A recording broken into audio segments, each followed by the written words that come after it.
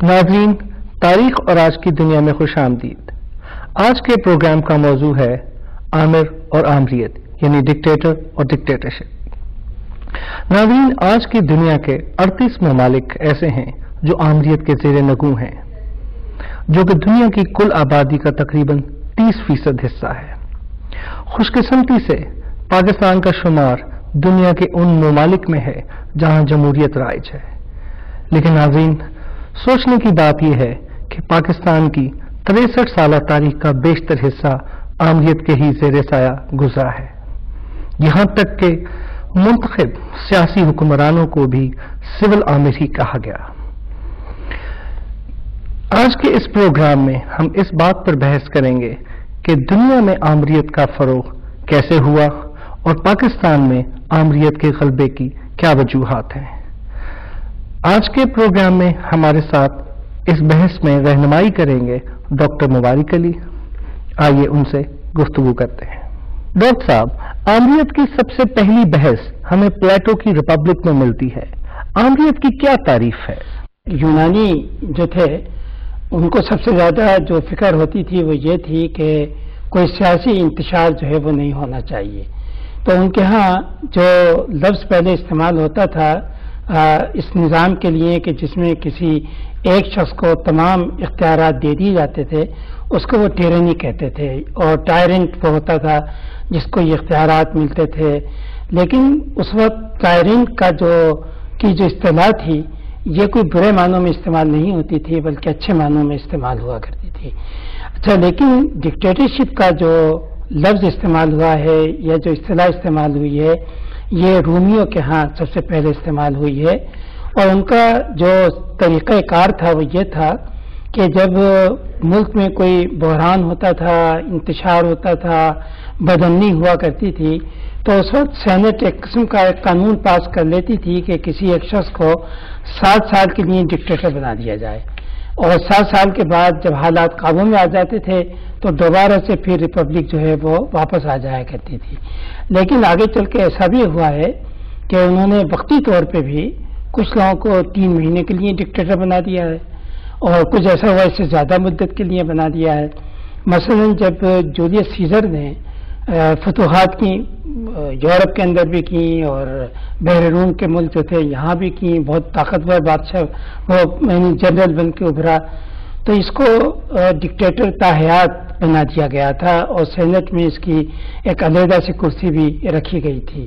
और शायद यही वजह है कि सेनेट के लोगों को या सेनेटर को ये शुबह हुआ कि चूंकि इस आदमी को इतने इख्तियारात दे दिए गए हैं तो ऐसा न हो कि ये आगे चल के बादशाहत का इदारा कायम कर ले, खुद बादशाह बन जाए। इसी वजह से उसके खिलाफ यानी साजिश हुई और उसका मर्डर हुआ ताकि रोमन रिपब्लिक को बचाया जा सके। तो ये तो था मतलब कि रोमन एम्पायर में एक डिक्टेटरशिप का एक तरीका, जो सेनेट जो उनकी कानून साज असम्बली थी वो खुद ये इख्तियारात किसी फर्द को जो है वो दिया करती थी। तो एक पहला हिस्सा जो हम डिक्टेटरशिप का देखते हैं वो ये है। उसके बाद डिक्टेटरशिप का एक दूसरा मफहूम हमारे सामने आता है। वो दूसरा मफहूम है जब फ्रांस में इनकलाब आता है 1789 के अंदर, और 1794 में वहाँ पर एक नई किस्म की डिक्टेटरशिप उभरती है। इसको तारीख में रेन ऑफ टेरर या दहशतगर्दी का जमाना भी कहा जाता है। और रॉबेस्पियर जो है वो इसका सरबराह है और अब इनको पूरे इख्तियारात दे दिए जाते हैं। क्योंकि इनकलाब आया हुआ है, इनका ख्याल है कि जो भी इनकलाब के दुश्मन हैं या जिन्होंने साजिश की है उनको बगैर मुकदमा चलाए हुए सजा जो है वो दे देनी चाहिए। कोई किसी किस्म का उनको हक नहीं था कि अपना दिफा करें। हजारों लोगों को मतलब के गिलोटिन में उनके सर जो है वो काट दिए गए हैं। तो ये डिक्टेटरशिप थी। लेकिन इसका अलमिया यह है कि खुद रॉबेस्पियर जो एक डिक्टेटर था उसको खुद को भी आगे चल कर यानी एक इनकलाब का मुजरिम साबित किया गया। और जब उसको गिलोटिन पे सजा देने के लिए गाड़ी में बिठा के ले जाया गया है तो सड़क के दोनों तरफ लोग खड़े थे, किसी ने भी उसकी हमदर्दी के लिए एक लफ्ज नहीं कहा और उसका गिलोटिन के आगे सर जो है वो काट दिया गया। तो ये एक डिक्टेटरशिप का समझे दूसरा तरीका था रेवोल्यूशन के ज़माने के अंदर। लेकिन जो हम जिससे आज जिससे हमारा वास्ता है وہ یہ ہے جس کو نیپولین نے ڈکٹیٹرشپ کو رائج کیا. یہ کوئی 1799 کی بات ہے کہ نیپولین نے فوج کے ذریعے سے جو ریولوشنری ایک قانون ساز اسمبلی تھی اس کو اس نے توڑ دیا اور اسمبلی کے ممبروں کو گرفتار کر لیا اور بلڈنگ پہ قبضہ کر لیا اور اپنی حکومت کا اعلان کر کے اپنے آپ کو اس نے رومن طرز کے پر فرسٹ کاؤنسل جو ہے وہ اس نے کہلوایا. تو یہ ایک طرح سے وہ ہے جس کو ہم آج کل کہتے ہیں کودتا، یعنی فوجی ذریعے سے طاقت میں یا اقتدار میں آنا. اور اس کے بعد سے اب یہ ایک اصطلاح استعمال ہونے لگی ہے جس کو ہم کہتے ہیں بوناپارٹزم.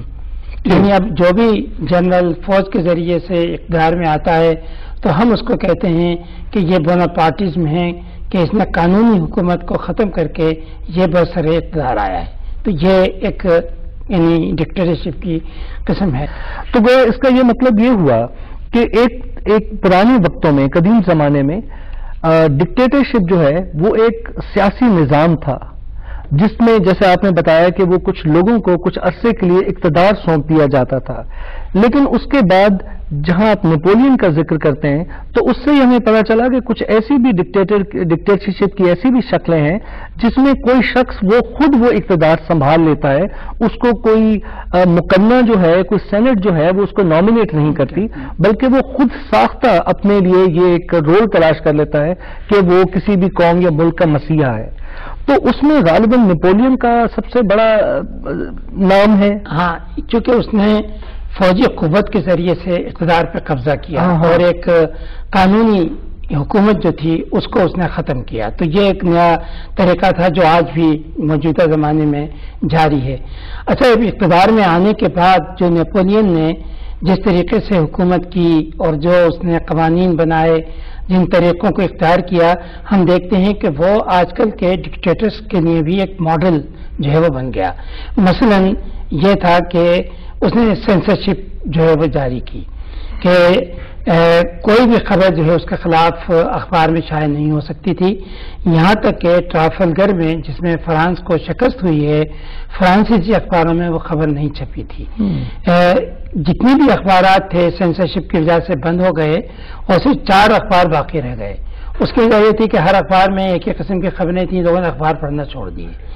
یہ ہوا کہ پبلشر کو یہ کہا گیا کہ کوئی کتاب حکومت کی مرضی کے بغیر شائع نہیں کی جائے. نتیجہ یہ ہوا کہ نئی کتابیں چھپنا جو ہے وہ بند ہو گئیں، نئے رسالے چھپنا جو ہے وہ بند ہو گئے. پھر دانشوروں کے اوپر پابندیاں لگا دی گئیں تو کوئی اس زمانے میں تخلیقی صلاحیتوں والی کوئی ادب جو ہے وہ پیدا جو ہے وہ نہیں ہوا. تو یہ ایک سینسرشپ اس نے قائم کی. دوسرا جو اس کا طریقہ تھا وہ یہ تھا کہ اس نے اپنے تحفظ کے لیے